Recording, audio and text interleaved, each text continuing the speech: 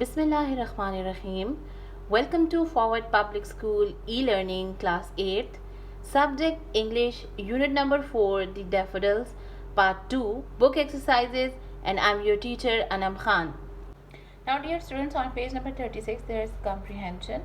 The comprehension part and some other parts like writing and listening and speaking has been done in your notes so that you can learn those activities from your notes, but I want to explain some of the terms used here like personification and similes.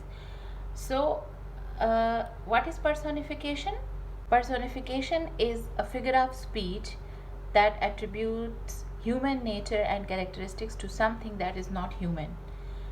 क्या है कि personification एक ऐसा figure of speech है कि जिसमें हम इंसानी मतलब ह्यूमन नेचर या इंसानी किरदार या इंसान की कोई भी आदत या किसी भी चीज़ को हम ऐसी चीज़ के साथ कंपेयर करते हैं जो इंसानी नहीं होती. जैसे इन दिस पोएम पोएट ने अपने आप को एक क्लाउड कहा. ठीक है, पोएट ने कहा ना कि I wanted slowly like a cloud, कि मैं एक बादल की तरह घूमता रहा. तो वो जो क्लाउड उसने अपने लिए यूज़ किया है, that is personification. Like for example, the thunder grumbled like an old man, यानी कि जो थंडर है, जो बादल गरजते हैं, उसकी आवाज़ कैसी थी? एक बूढ़े आदमी की तरह. अब थंडर और ओल्ड मैन को इन्होंने कंपेयर किया है. तो ओल्ड मैन जो है उसका एक एट्रीब्यूट है ना, उसमें एक कैरेक्टरिस्टिक है उसकी, कि जिस तरह से वो बोलता है, उसकी एक गरजदार आवाज़ होती है, तो उसको उन्होंने वो थंडर के साथ कंपेयर किया है. तो दैट इज़ पर्सोनिफिकेशन. ठीक है. Now simile is a figure of speech और type of metaphor that compares two different things using like or as. यानी कि सिमिली हमारे पास क्या है, मतलब it is a type of metaphor. Metaphor मैंने आपको बताया ना, तशबीह देना, कि आप किसी चीज़ को कंपेयर करते हैं. तो इसी तरह से मेटाफर की एक टाइप्स है जिसमें हम डिफरेंट थिंग्स को आपस में कंपेयर करते हैं, बट इसमें हम लाइक या एज का इस्तेमाल करते हैं. ठीक है, हम किसका इस्तेमाल करते हैं कि या इसमें हम लाइक का इस्तेमाल करते हैं या इसमें हम एज का इस्तेमाल करते हैं. फॉर एग्जाम्पल कि the blanket is as white as snow, इसमें हमने एज का इस्तेमाल किया है. तो दिस इज़ सिमिली, यानी कि वो जो ब्लैंकेट था वो इतना सफ़ेद था जैसे कि बर्फ़ होती है. ठीक है. So these are the definitions of similes and personifications. Now activity B, choose the correct option. I wandered lonely as a cloud. Here I refer to A, the reader, B, the cloud, C, the poet, D, the daffodils. I किसको refer कर रहा है यहाँ पे? The poet. Now number 2 is they stretch in never ending line along the margin of a bay. Here they refers to, यानी कि वो एक ना ख़त्म होने वाली कतार में फैले हुए थे. ठीक है. along the margin of a bay, खलीज के किनारे के साथ साथ. तो here यहाँ पे they किस चीज़ को रेफर कर रहा है? 4 options are here: the clouds, the daffodils, the hills and the stars. The correct option is B, the daffodils. Third is a poet could not be but gay.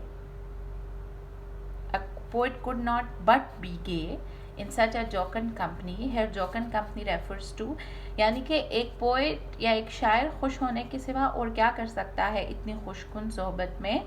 और जो jocund company है वो किस चीज़ के लिए यहाँ पे यूज़ हुआ है? A, friends of the poet, B, daffodils, C, clouds, D, stars. तो वो daffodils के बारे में बात कर रहा है कि उनकी जो कंपनी है वो बहुत ज़्यादा खुशकुन है. So the correct option is daffodils. Fourth one is in the first stanza, what was the poet doing? पहले स्टेंजा में पोइट क्या कर रहा था? वॉकिंग एमलेसली, यानी कि वैसे ही घूम रहा था बिना किसी एम के. Writing a poem, looking at the clouds या लुकिंग एट द स्टार्स. तो जैसे फर्स्ट स्टेंजा में उसने कहा I wanted loudly as a cloud, तो he was walking aimlessly. The correct option is A, walking aimlessly. Turn your page on 37.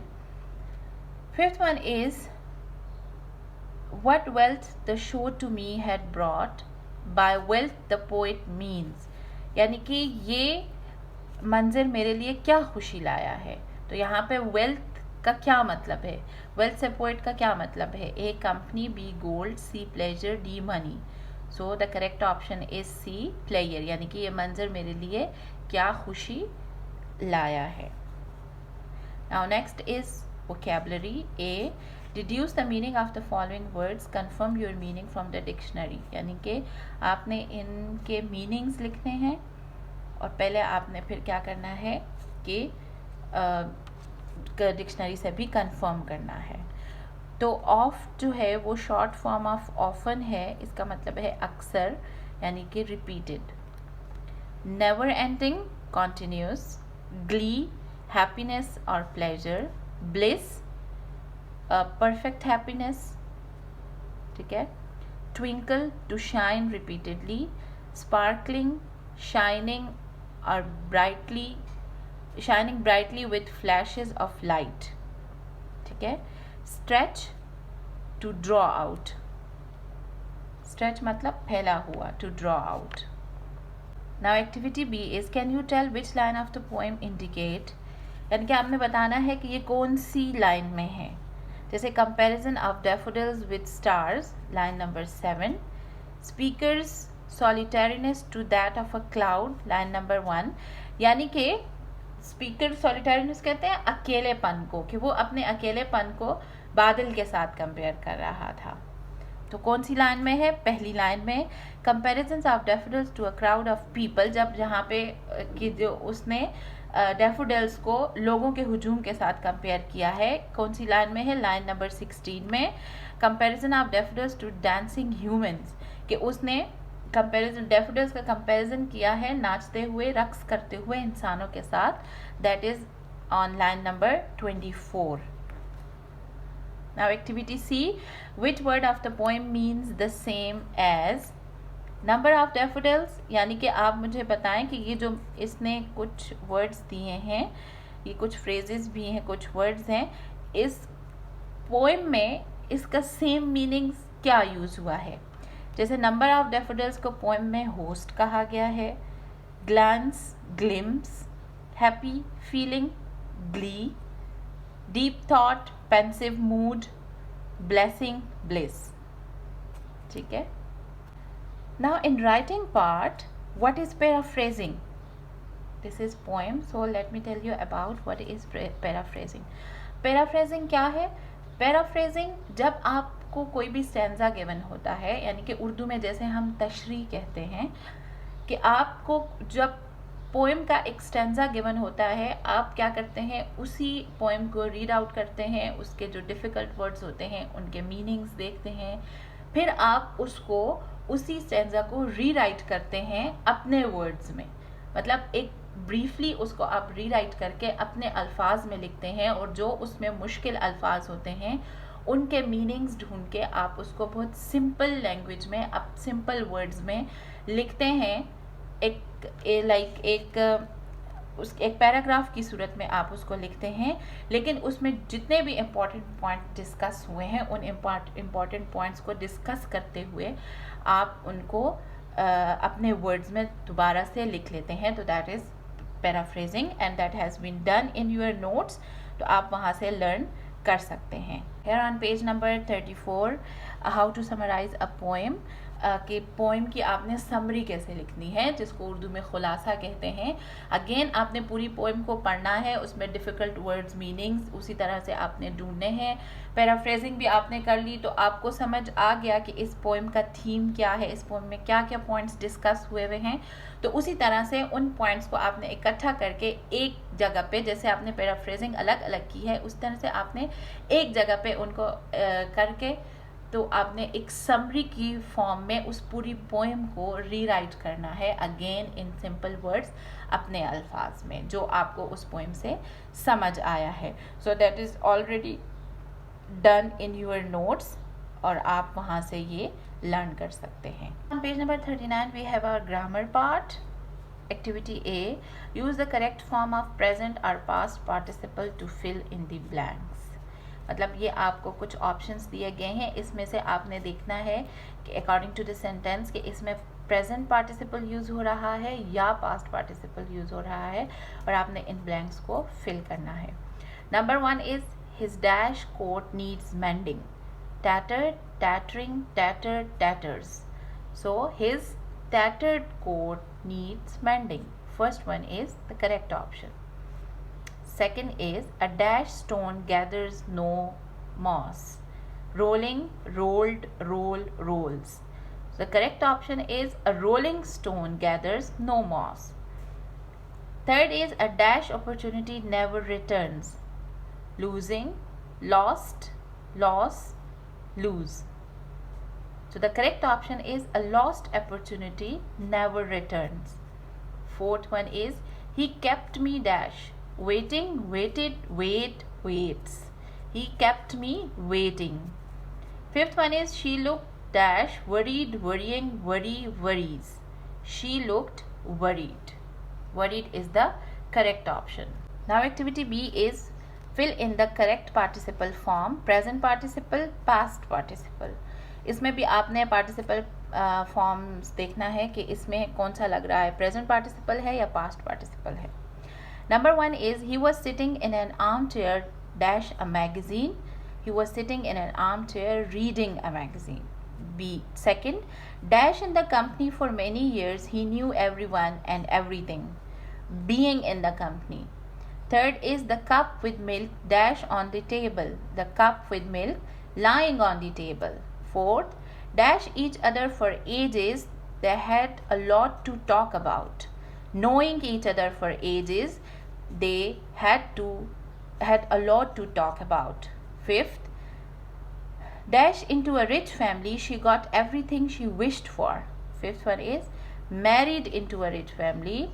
She got everything she wished for. Now next we have infinitive and infinitive phrase.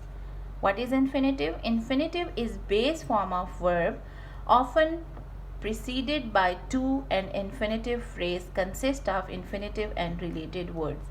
यानी कि base form of verb, यानी कि ये verb की first form होती है और ये मतलब इससे पहले टू लगता है. जब वर्ब की फर्स्ट फॉर्म के साथ टू लग जाए तो it doesn't work as a verb, it work as a noun, यानी कि या it work as a noun और एडवर्ब और एडजेक्टिव. यानी कि जब हम एक वर्ड है हमारे पास कॉल, जब हम उसके साथ टू लगा देते हैं, टू कॉल, तो दैट इज इन्फिनिटिव. ये क्या बन जाता है? ये इन्फिनिटिव बन जाता है. ठीक है ना. Like I love to swim, अब इसके साथ टू लग गया तो दैट इज इन्फिनिटिव, यानी कि वो एज अ नाउन उसको शो कर रहा है, does not work as a verb. ठीक है. क्या है कि आई लव टू स्विम, जब टू स्विम आ गया तो to swim is a infinitive. ठीक है. और इन्फिनिटिव फ्रेज क्या है कि जिसमें इन्फिनिटिव यूज हो और साथ में रिलेटेड वर्ड्स यूज हो, तो that is called infinitive phrase. अब ये नीचे जो डिफरेंट एक्टिविटीज़ हैं, एक्टिविटी सी एंड डी, तो उससे आपको थोड़ा और क्लियर हो जाएगा. Activity C is underline the infinitive in each sentence. Number 1, the best plumber to call is mister Aamir. अब इसमें कह रहा है कि आपने इन्फिनिटिव को अंडरलाइन करना है, तो हमने ऊपर जैसे पढ़ा कि इन्फिनिटिव से पहले टू होगा. So the best plumber to call is mister Aamir, तो टू कॉल को अंडरलाइन कर लें, that is infinitive. Number 2, student, his only ambition was to succeed at his job. अब आप मुझे बताएं कि इसमें कौन सा होगा इन्फिनिटिव? इसमें इन्फिनिटिव होगा to succeed. Now number 3 is each year Mansoor tried to find more deductions for his tax return. Each year Mansoor tried to find out. Up to find, that is infinitive. Number 4, to patch the hole in the tire, the mechanic inserted a plug. To patch, underline the word, underline करें इसको, this is infinitive. 5th, she learned to read and write English in coaching academy. So to read, again इसको underline करते हैं. Now activity D, combine the following simple sentences into a single simple sentence by using an infinitive. 2 sentences आपको given हैं, इनको आपने combine करके एक sentence बनाना है इन्फिनिटिव को यूज करके. ठीक है, जैसे number 1 is I have engaged a private tutor, he will teach me English. अब ये 2 सेंटेंसेस हैं, इनको हमने थ्रू इन्फिनेटिव कंबाइन करके एक सिंपल सेंटेंस बनाना है। I have engaged a private tutor to teach me English. He will को अंडरलाइन करके ऊपर लिखें to. I have engaged a private tutor to teach me English. Second one is he is very weak, he can not walk. He is very weak to walk. He can not को underline करें, उसके ऊपर लिखें to. He is very weak to walk. Number 3, I looked out of the window of my carriage. I wanted to see the green pastures. I looked out of the window of my carriage to see the green pastures. One I wanted को हटा दें, my carriage to see the green pastures. Fourth, the proposal is quite unreasonable. It cannot be accepted. It cannot को underline करके to लगा दें। The proposal is quite unreasonable to be accepted. Last one is he wants to gain the first position, he works hard for it. He wants to gain the first position,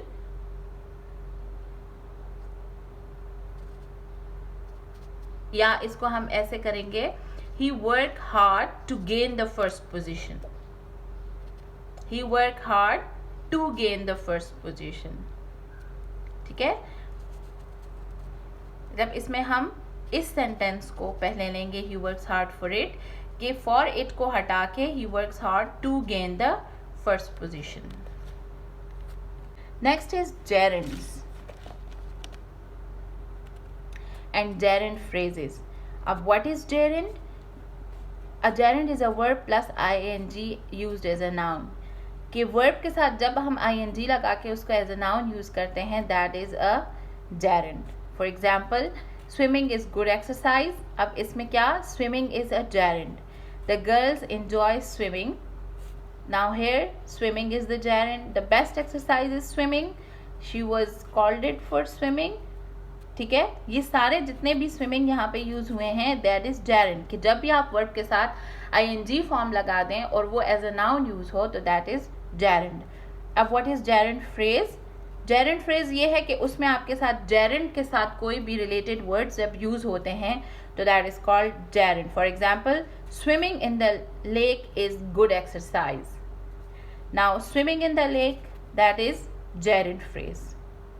ठीक है, यानी कि gerund क्या है, जब verb के साथ ing form लगता है, और gerund phrase जब gerund के साथ कोई भी related words लगते हैं। Like for example, swimming in the lake is a good exercise, तो swimming in the lake is a gerund phrase। Underline the gerund or gerund phrase in the following sentences। इसमें आपने gerund और gerund phrase को underline करना है। Number 1, swimming at beach is safer than swimming in open sea। अब swimming at beach, that is gerund phrase, and swimming is gerund। Number 2, Kareem does not like getting up early on Sunday। Getting up, that is gerund। Getting up early, that is gerund phrase। Maria enjoys reading stories at night। Reading, that is gerund। Leaving Swat changed Nazir's career forever। Now leaving is gerund। Number 5, the darkness of the night prevented us from finishing the job। Darkness of night prevented us from finishing the job, that is gerund phrase। I hope students this lecture will be helpful for you, and that is it for today's class। Thank you so much। Stay home, stay safe।